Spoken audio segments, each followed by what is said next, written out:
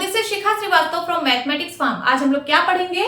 आज हम लोग class 7 chapter 6 that is the triangle and its properties में एक्सरसाइज 6.1 का क्वेश्चन नंबर 3 सॉल्व करेंगे।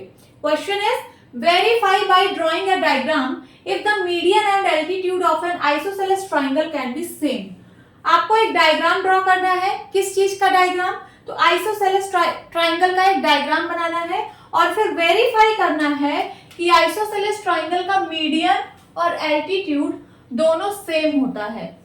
ठीक है, क्वेश्चन समझ में आया? तो चलिए यहाँ पे मैं एक आइसोसेलेस ट्राइंगल बनाती हूँ। आइसोसेलेस ट्राइंगल आप लोगों को पता होगा क्या होता है। सो आइसोसेलेस ट्राइंगल एक ऐसा ट्राइंगल है जिसकी दो साइड इक्वल होती है। तो ये वाली साइड और ये वाली साइड इक्वल है और इस ट्राइंगल का मैं नाम दे रही हूं ट्राइंगल ABC। यहां पे आप लिखिए given an isosceles triangle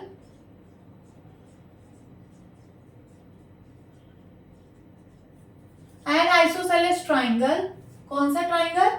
triangle ABC as shown. ठीक है, देयरफॉर अब जब ये आइसोसेलेस ट्राइंगल है इसका मतलब AB बराबर होगा किसके? AC के। AB बराबर है AC के। अब यहां लिखिए टू वेरीफाई। हमें वेरीफाई क्या करना है?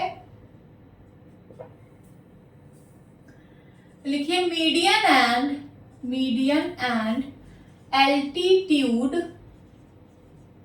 ऑफ एन आइसोसेलेस ट्राइंगल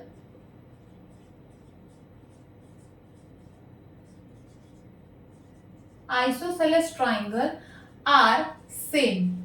जो मीडियन और एल्टीट्यूड है आइसोसेलेस ट्राइंगल का वो सेम होता है, यही हमें वेरीफाई करना है। तो यहां लिखेंगे सॉल्यूशन।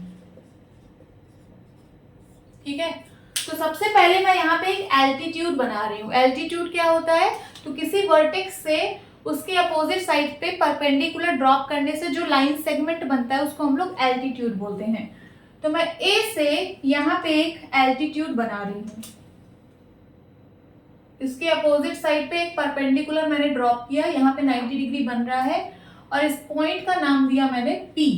ठीक है, तो AP क्या है? AP एल्टीट्यूड है, मैंने बनाया इसको। तो यहाँ पे आप लिखिए ड्रॉ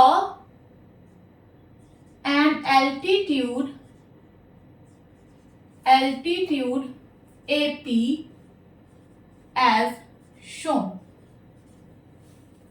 ठीक है, अब लिखिए वी नो। अब आइसोसेलेस ट्राइंगल की एक प्रॉपर्टी है, पहले मैं यहां पे लिख रही हूं फिर आप लोगों को समझाऊंगी। We know in isosceles triangle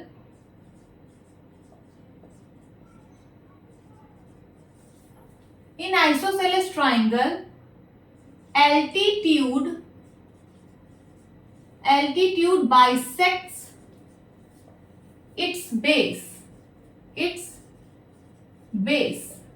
isosceles triangle में जो एल्टीट्यूड होता है वो अपने बेस को बाइसेक्ट करता है। क्या मतलब है इसका? बेस क्या होता है? तो बेस हम लोग उस साइड को बोलते हैं जहां पे परपेंडिकुलर ड्रॉप होता है। देखिए यहाँ पे परपेंडिकुलर इस वाले साइड पे ड्रॉप हुआ है ना, तो ये जो BC है यही बेस है। क्या है? बेस है। तो ये जो एल्टीट्यूड है ये बेस को बाइसेक्ट करेगा। आइसोसेलेस ट्राइंगल की प्रॉपर्टी है कि जो एल्टीट्यूड होता है वो अपने बेस को बाइसेक्ट करता है। इसका मतलब BP जो होगा वो PC के इक्वल होगा कि नहीं? होगा। तो यहाँ पे आप लिखिए therefore BP is equals to PC। अब BP is equals to PC है, इसका मतलब P जो है वो मिड पॉइंट है BC का। तो लिखिए therefore P is the mid point of BC। अब P मिड पॉइंट है तो क्या मैं बोल सकती हूँ कि AP मीडियन है? मीडियन क्या होता है? तो किसी वर्टेक्स से उसके अपोजिट साइड के मिड पॉइंट को जो लाइन सेगमेंट ज्वाइन करती है उसी को हम लोग मीडियन बोलते हैं। तो क्या मैं बोल सकती हूँ AP मीडियन है? हाँ बिल्कुल। क्यों? क्योंकि A वर्टेक्स से उसके अपोजिट साइड BC के मिड पॉइंट को ये लाइन सेगमेंट ज्वाइन कर रहा है, तो ये क्या है, मीडियन है। तो आप यहां पे लिखिए therefore AP is a median. और हम लोगों ने AP को पहले क्या बोला था, तो AP को पहले एल्टीट्यूड बोला था और अभी बोल रहे हैं कि AP मीडियन भी है।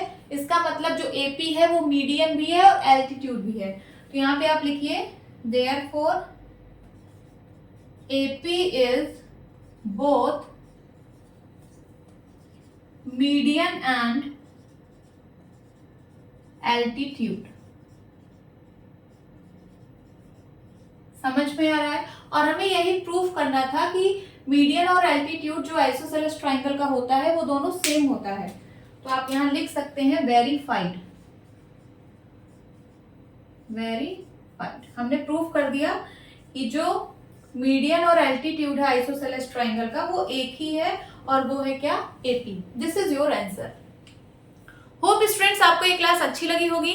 मिलती हूँ अपनी नेक्स्ट वीडियो में, तब तक के लिए bye bye and take care.